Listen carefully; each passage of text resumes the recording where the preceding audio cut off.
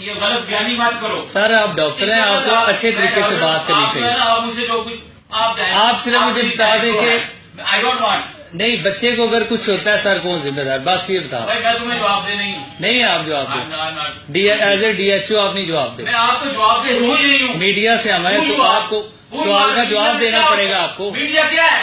सवाल का जवाब देना। क्यों ऐसे तो नहीं आप निकाल सकते? Get lost. आप ऐसे किसी को नहीं बोल सकते। इधर ये सरकारी ऑफिस है, ये आवाम की खिदमत के लिए बना हुआ। इधर पूछते बच्ची मार की कौन जिम्मेदार है ये बताएं। ठीक है ना, आप जाओ आराम से बात करें। आप